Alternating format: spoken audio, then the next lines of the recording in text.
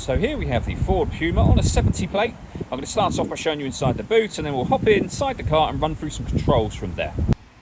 As we approach the back of the car, you can see we have reversing sensors, plenty of boot space, along with that 60/40 split folding rear seat should you wish to increase this space even further. Okay, now that we're inside the car, we're going to start with the dials. On the left-hand side, we have the rev counter, and on the right-hand side, the speedometer. In the middle at the bottom, we have the fuel gauge and coolant temperature gauge. Beneath that, it will show you what gear this car is in. It's an automatic, so we are, of course, in park at the moment. The main trip computer section includes the total miles for this car. They are 12,484. We have the digital readout for the speedometer, as you can see. You can change that information for various things.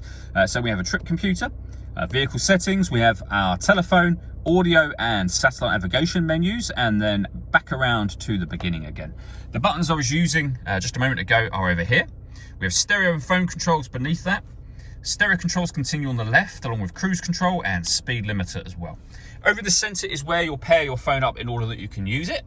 So hit add phone. Search for your vehicle on your device and select it once it is found. Follow the instructions on screen from there. We can come back to the home screen. I mentioned this car's got satellite navigation. You can see there, nice clear colour display. Very easy system to use. We've done a video showing how Ford's sat-nav works.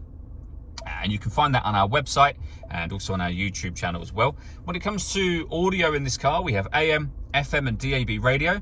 Bluetooth audio as well, so you can stream your music wirelessly should you wish to do that. This car also has two separate USB inputs, so if you plug devices into those, they will appear up on here as further options for you. And then we can come back out to the home screen from there. Working our way down, we have the main volume for the stereo, some manual controls just there, and then climate control for the car. So you can adjust the fan speed, you can adjust the temperature within the car, where the air is being distributed once it enters the vehicle. When you're happy with those settings, you can turn your air conditioning on from here. Same button again will turn it off, of course. Or hit auto. When you do so, the car will take control of the fan speed and the direction of the air to maintain the temperature you've asked for. To override it, just make any manual adjustment, put it back on your own settings here. We have a heated front screen to go with the heated rear screen.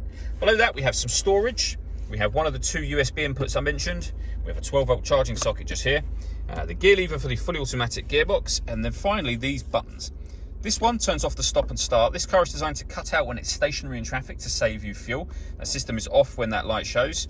We can also turn off our traction control from here, and we can change the driving setup of the car as well. So you can put the car in normal, eco, sport, slippery, trail, and then back around to normal again.